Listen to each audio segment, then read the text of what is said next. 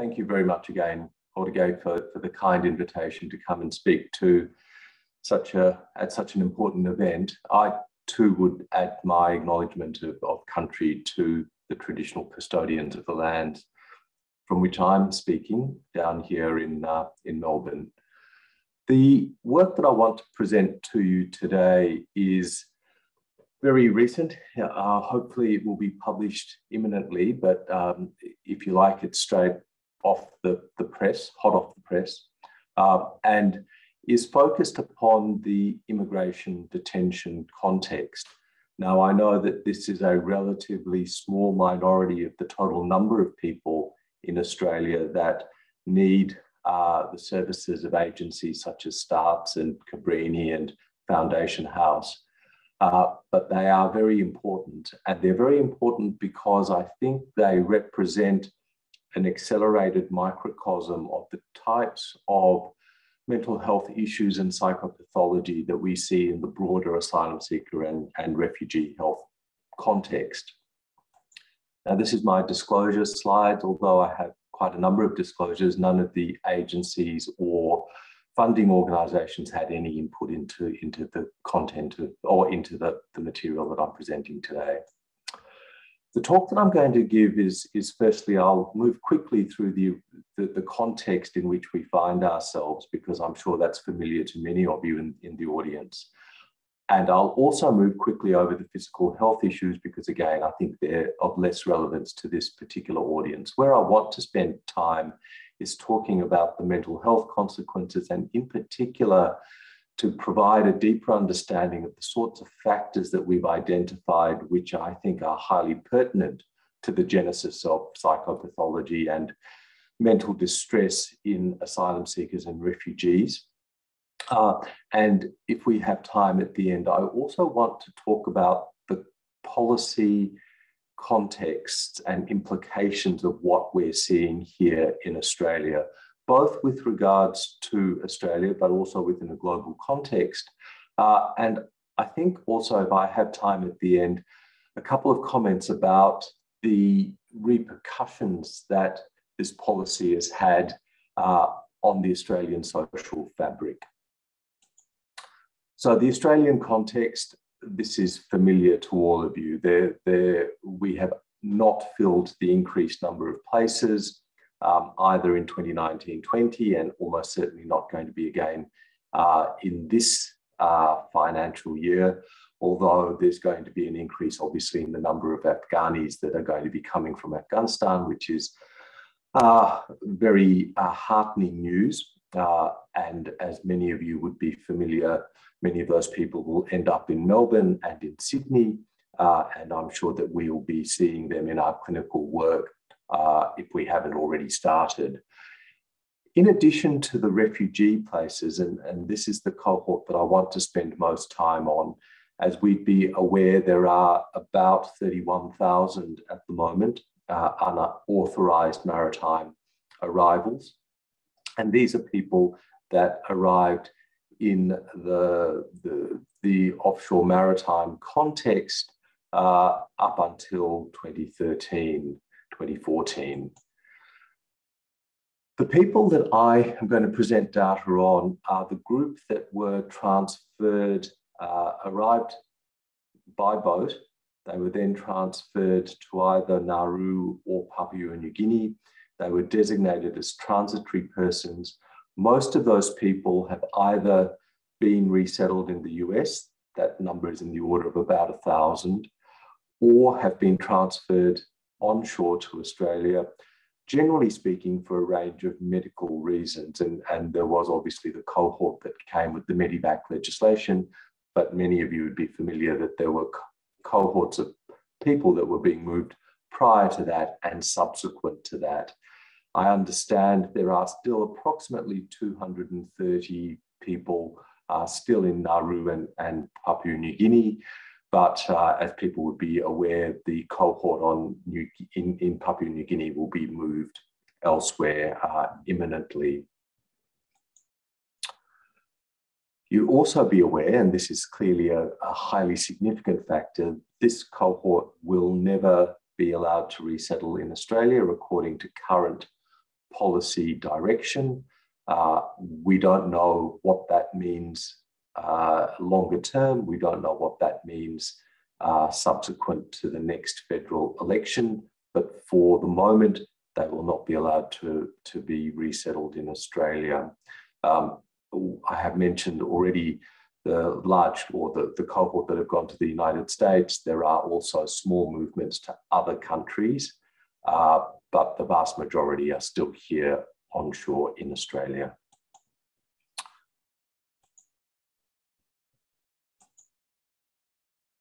I want to just make comment about the history of immigration detention. People would be familiar that this was introduced in 1992 by the federal Labor government at the time. Jerry Hand was the immigration minister, Paul Keating was the prime minister. It was then subsequently upheld by the High Court. It's had a number of iterations. The most recent iteration was the 2012 iteration, which has incorporated the offshore regional processing centres in Nauru and in Papua New Guinea. And importantly, the centre in Nauru will continue, even though the centre in Papua New Guinea has closed and will be, the process will be closed there. This remains open, and at this point in time, I'm not aware of any policy commitment at a political level to close the centre in Nauru. So this may well continue to be an ongoing issue for us in the people that might arrive in Australia and then be processed there. To give you some context of where these two places are, they are about as far, Manus Island, which is where the regional processing centre was established, it's about as far from mainland Australia as you can get and still remain in Papua New Guinea. Nauru, as many of you will know, can fit within the footprint of Tullamarine Airport in Melbourne here. It's about 25 kilometres in circumference and is a long way away.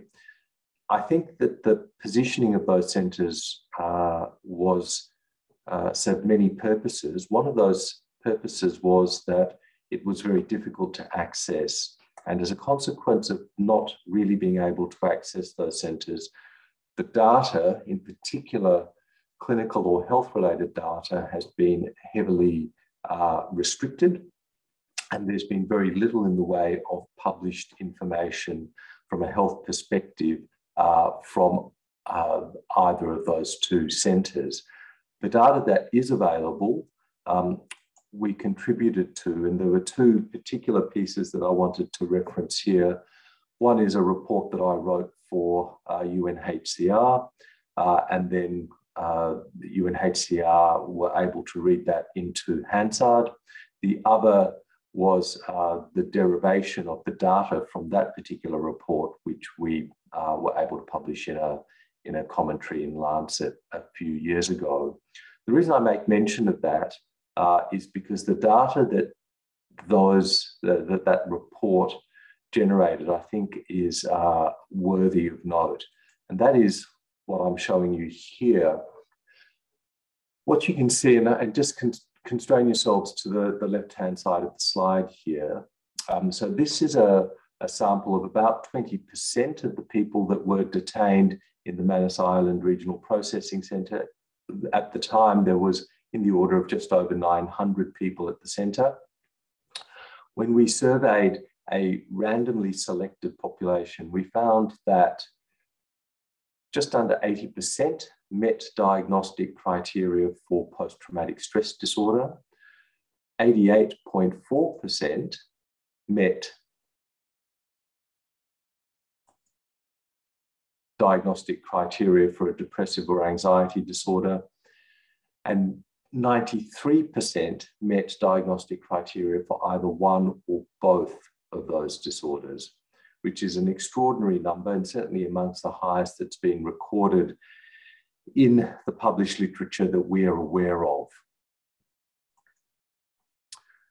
This was corroborated by data that was publicly made available. So this is work by Hedrick and colleagues at University of Melbourne, where they were able to access publicly accessible data sets from both from Senate Estimates Committee reports, but also data that was published from the Department of Home Affairs.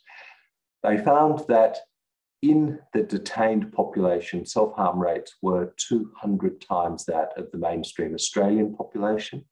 And they quoted a figure of 260 per 1,000 asylum seekers on Nauru. That's a rate of self-harm.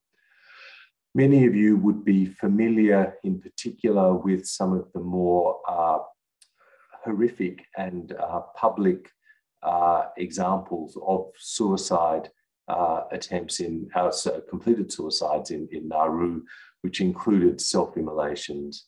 There have also, as you know, been additional deaths, which have attracted the attention of coroners in Queensland in particular. But I think it should also be noted that there were deaths that have occurred in these regional processing centres that have not attracted the attention of coronial inquest procedures or processes in Australia. The rates of self-harm within the detained asylum seeker community in Nauru filtered into the child population. And I'm showing you here a publicly available image of children who began to both engage in deliberate acts of self-harm, so the ingestion in particular of liquids such as shampoo, detergent, those types of liquids that were easily available. Children who were self-harming with laceration of their wrists, a number of described attempts of attempted hanging by young children. The youngest that I'm aware of was 9 years old. And then behaviour which transitioned from that, not directly transitioned, but which was also associated with that self-harming behaviour, was the so-called withdrawal syndrome. Now, this has been termed resignation syndrome after the behaviour of children that was observed in Sweden. I think that phenomenologically and clinically they are distinct syndromes from what I understand of the resignation syndrome in Sweden. However, for the purposes of this exercise, it's important to note that these children essentially constrained themselves to their bed. They refused food, they took minimal amounts of fluid, and they refused to engage in any social or communicative activity. As a consequence of that, of course, that triggered the movement of children and families to Australia, and then subsequently the introduction of the Medivac legislation. I just want to very quickly talk a little bit about the physical health repercussions of offshore regional processing, again, really as a context of the unfamiliar climate and environment and the hasty nature in which these camps were established, and as a consequence of that, the rather primitive conditions that were available for a good period of time in these centres, certainly in contrast to a centre like Christmas Island or Darwin immigration detention centres. They had limited access to water, and people developed a whole range of chronic health conditions, and I've listed some of those there. In particular, chronic pain continues to be a major problem, and people relate this to the environment on which they had to live and walk. I presume there are a few people who've been to Nauru in this audience, but Nauru, as you may know, was a phosphate mining island, and as a consequence of that, the ground upon which these centres were, the centre was established, or the centres were established, was covered with a loose gravel and rock, which made it quite difficult to walk on. As a consequence of that, many people developed orthopedic type issues. The study that I want to spend most of my time talking about is a study that was conducted by Sandra Passardi. She was a Swiss postdoc that came to us to Eva Alisic's laboratory at Melbourne University, and then she collaborated with us to conduct this study at Cabrini. This is the first study that we're aware of that has done a direct assessment of the cohort that had an experience of immigration detention in Nauru. And it's a qualitative study, principally because at the time that we conducted this study a couple of years ago, the population was hard to access and relatively small. Most of the people were still in community detention, and for them to be able to access, or for researchers to be able to access them, they needed the permission of the Department of Home Affairs. So what I'm going to present to you here is a qualitative survey of 13 people, and when I say people, that includes also 2 dyads who were receiving services from the Cabrini Asylum Seeker Refugee Health Hub. Importantly, these are young people under the age of 40. They come from a range of countries which were relatively representative of the cohort that were processed in Nauru. They were also of disparate religions. And importantly, 10 of these people were found to be refugees in Nauru, so therefore met UN criteria for the definition of a refugee and were accorded refugee status by the government of Nauru. 3 of the people were still in the process of having their refugee claim assessed. Importantly, they had spent just over a year in the regional processing centre in Nauru under locked detention. So these are people who were in the closed detention facility. And very importantly, and I'll come to this in the analysis of the data, they spent a significant range of time. So one person had only spent 1 month in detention, but up to 3 years. They had spent a reasonable period of time in Australia. So this is now talking about experiences that were about 4.5 years old for most of these people. They had all seen consultant psychiatrists at the hub. They had received psychiatric diagnoses, and you can see the diagnoses there. You can also see that given the numbers compared to the 13, that majority of people had 2 disorders and a few people had more than 2 disorders. The predominance of PTSD and major depression is consistent with the data that I showed you from the Manus Island Regional Processing Centre. So what were the impacts? So this is currently under review, and people can access it as a preprint from Psych Archive. The sorts of commentary that they reported, and this is an important phrase because in fact this underpins much of the findings. In my country, they torture your body, but in Australia, they kill your mind. And if you don't want to give me a life, okay, kill me and shoot me and I will die one time. Why? Why are you killing my brain? Why are you cutting my heart every single day? When somebody uses a knife and you die, and when somebody kill you every single day, kill your brain and your mind, it's totally different. It is better you die one time. Now, this represented 3 key themes, those quotes, and they were, if you like, emblematic quotes from the study. The first was that people talked about how they had fled their home country because of the experiences that they had suffered there. People had come from places, as I mentioned, like Iran, Somalia, Sri Lanka, and other countries where there was significant conflict, significant persecution. They had come to Australia with the expectation, and this is a very important word here, the expectation that they would be given protection and that they would be able to lead a safe and normal life in Australia. So they had high hopes in fleeing their country and in taking the risks that they needed to undertake to come to Australia. The second point was that the experience, I've alluded to this, the experience of deprivation in the regional processing centres, but in addition to the physical deprivation, the lack of agency was critical, as was the experience of violence and dehumanisation.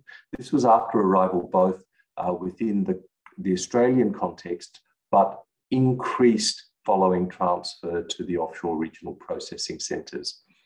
The key element of this was that they associated all these negative aspects with the Australian government and Australian government policy. Generally speaking, there was little antipathy towards the host community populations, and having been to both Papua New Guinea and Manus Island therein, and Nauru, my general experience has been that the host community were just the opposite. They were, for the most part, generous, hospitable, warm, and they found it very difficult to reconcile that experience with the experience that they experienced in the centres of this. And then the final part that I wanted to discuss was about how they now feel, the refugees and asylum seekers feel irreparably damaged. So in my country, they torture your body. People described the conscious risk that they took in embarking on a maritime journey to Australia, and they did that because they felt there was no option in their home country. And as I said, they expected safety, refuge, and asylum. The next point was, in Australia, they kill your mind. And this refers to the material deprivation, the lack of agency, the dehumanisation, and the violence that they experienced within the regional processing centre. Here are some quotes about the type of deprivation that people experienced, such as toilet paper being rationed, water being rationed with regards to showers. Nauru is a hot and humid Pacific island nation close to the equator. People described that they were only permitted 2 minutes, and in fact, they were only permitted 2 minutes. And there was, in a sense, quite a lot of callousness and, in some senses, a sadistic quality to the way that people were treated. So at the end of the 2 minutes, a guard would turn the water off. And here we have an experience described of a woman who still had shampoo on her head and who had to come out of the shower with shampoo. There's another description in the paper of a woman who was so infuriated that she came out of the shower block completely naked because she was covered in soap at the time. In addition to this, and potentially more importantly than the actual physical deprivation, was the lack of agency. And this comes to the experiences that people have now in terms of their psychopathology, and in particular, the last point I want to make around intergenerational transmission of trauma. People were treated as if they were in prison. It wasn't a prison, and I'm not calling it a prison, but they were treated as if they were in prison. They were given numbers, their movement was restricted, they had to queue for everything, including food. The conditions in which they were able to eat were highly regulated. The conditions in which they were able to wash their clothes were highly regulated. There was no privacy, so family units were kept together in one space, but they didn't have any privacy from adjacent family units or single adults. As a consequence of that, parents in particular felt powerfully dispossessed of their agency and deeply, deeply disempowered to raise their children. And we had multiple experiences of children attending to the guards for anything that they wanted, such as playtime or food, and the guards taking on a surrogate parenting role, which I think has very powerful negative implications. The experience, and many people reported this, that they felt less than animals. And one person, when they arrived in Australia and saw the way that we treat our pets, in particular our pet dogs and pet cats, they felt that they really were treated as less than the way that we would treat our own pets here, and that there was a significant intentional component. I'm completely destroyed inside and outside, and this is what we now, all of us as clinicians, will be dealing with. This is a typical quote. Now I don't know who am I. I lost myself because I'm not that person I was, that person who came to Australia. I was healthy, I was active, I had a hard time, but I was happy. But now I can't laugh, I can't cry, I can't work, I can't study. I'm living in a very dark place. For all of us who've worked with people who've experienced very severe torture, this type of commentary won't be unfamiliar. Participants mentioned their loss of trust in other people, an inability to feel close to others, and a negative, persistent view of the world and themselves. They reported that after their experience of detention, they had been damaged or destroyed. And we're seeing these people now, as I said, 4.5 years later. Their experiences are unfortunately very slow to change. There is a profound sense of hopelessness, and that really relates also to their lack of certainty about their future. So they're not able, as you might predict with refugees, to resurrect or recreate their life. There is a constant fear of being deported or being sent back. There is ongoing depression, emotional numbness, sleeping problems, obsessive compulsive behaviors and irritability, including anger, resentment, and violence. And I make note that now we're seeing domestic violence, which is really the first time that I've seen this in the 15 to 20 years that I've been working with these cohorts. Can I talk about the current factors? These are clear to all of you. There's the protracted indefinite uncertainty, and the fear of refoulement persists. People are still fearful of being returned to locked detention.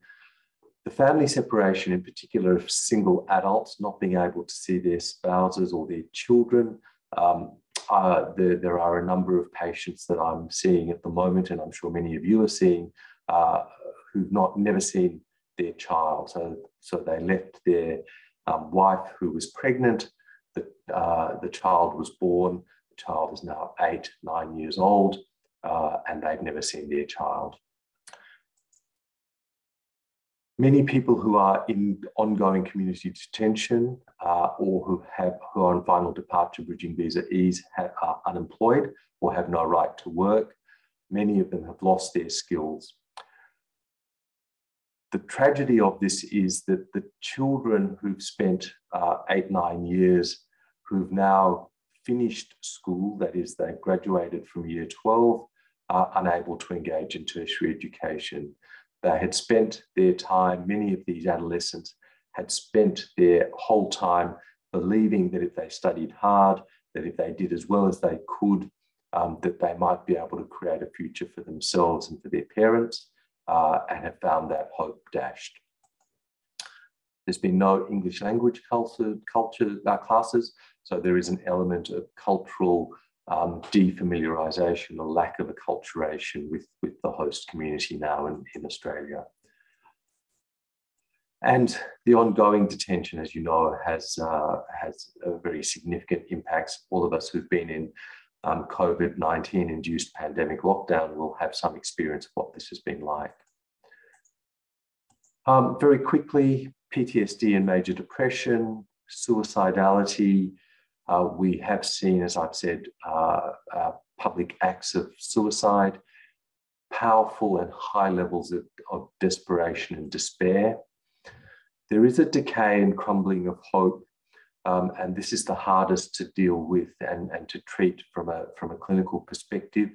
As I mentioned before, we're now seeing the destruction of relationships and marriages, and this has again been something that has been very difficult to manage, in particular because it had been the couple dyad which had kept the children functioning reasonably well, and now with the fragmentation of that, the children are beginning to manifest significant problems. There's a powerful indifference to health, and faith for many people long disappeared. We're beginning to see the paranoid persecutory psychoses. When I say beginning, it's probably been present for about 3 to 5 years now. And as I mentioned, an irreparable loss of functioning, both with regards to vocational skills, but now also health. And I think we're going to be dealing with the repercussions of this for many years hence. I mentioned intergenerational transmission of trauma, and I'll mention that again on my next slide. Because of the impacts on children, we see high levels of anxiety, major depression, post-traumatic stress disorder. Generally speaking, these disorders have not been present up until recently. So I would say that this has been a manifestation in the last 3 years or so. In particular, we've seen separation anxiety, which has been very prevalent, school refusal, enuresis, both nocturnal and daytime enuresis, encopresis in the more severely disturbed children, very common experiences of disrupted sleep and nightmares, and insomnia with night terrors.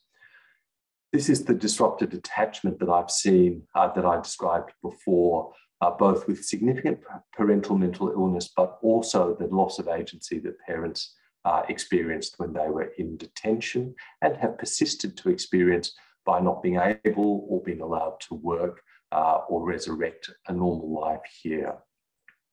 We are beginning to see oppositional behaviours, and a phrase that Georgie Paxton, a paediatrician at the Royal Children's Hospital, gave to me, which I think is a good description, which is screen-based numbing. Now, or any of us who have children will know exactly what we're referring to here, but the level of screen-based numbing in this cohort of children is extraordinary. We've seen widespread learning delays, especially expressive language delays, and we did see the suicidal ideation and intent offshore. Unfortunately, as these children have now transitioned into early adulthood, late adolescence, early adulthood, we're now beginning again to see suicidality. And then, as I mentioned, the despair associated with not being able to pursue tertiary or post-secondary vocational activities. So I know that I'm running out of time, so I'll just very quickly make mention that this policy has been described or has been emulated, or that has certainly been considered in Hungary and in Denmark. I'm aware that there's a bill before the UK Parliament to replicate Australia's immigration policy for the processing of unauthorised or illegal maritime arrivals.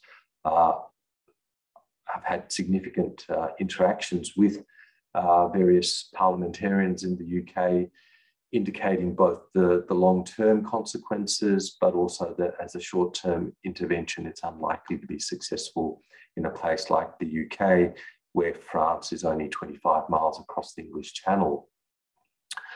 I think that the other element, and the element that I want to emphasise here, is that in the policy positions of various Australian governments, what we've done is we've created a class of individual that we don't accord the same status as ourselves, that they in fact are an other or an alien. This has really a very important social impact upon our community. I think that because we have othered this cohort, because we've made them alien, because we've made them non-human or subhuman in some way, we can more easily remove them from our sight. And by doing so, we can, in essence, place them outside our perspective and outside the normal consideration that we would give to other people that we engage with. I think that's been one mechanism by which injustice in the way that I've described previously has been permissible. And I think that that has very profound impacts for our own humanity. Now, this was a point that I think I'll leave you with. The blurring between nation-state identity, that is the identity that we give ourselves as citizens or as permanent residents, has now superseded the normal basic concept of human identity. And that is a consequence of that. We don't need to resort to concepts such as humanity or human rights, because instead what we have is a nation state identity. That is, that we can be Australian or live in Australia with impunity, and that defines who we are. So in conclusion, I think that national policies that are focused on deterring asylum seekers, which are based on principles of exclusion through the use of indefinite mandatory detention in particular, and to a lesser extent on offshore processing and prohibition of resettlement, have had profound impacts on the affected individuals and also, I think, on the host community. The individual impacts on people are truly devastating, and I'm sure many of you have seen these effects. The mental disorders are extraordinarily difficult to treat, and as I said, I see a good proportion of these people and have been doing this work for a very long time, and it is very hard to get them much better. In particular, because what we see is the corrosion of personal, moral, and psychological structures. And once those structures have been corroded, rebuilding them is extremely difficult. I think the impacts on society as well degrade human rights and consciously allow nation state identity to replace humanity as the core defining notion of the individual, with very powerful implications both for the affected individual but also for our society more generally. Just acknowledge in particular the people that participated in our research. They've been extraordinarily brave in doing so. Cabrini for funding the research and for funding the hub, and then the people who actually did the work, in particular Sandra Passadi and Deborah Hocking, and also Nasa Marina from University Hospital in Zurich, and Eva Alisic from the University of Melbourne.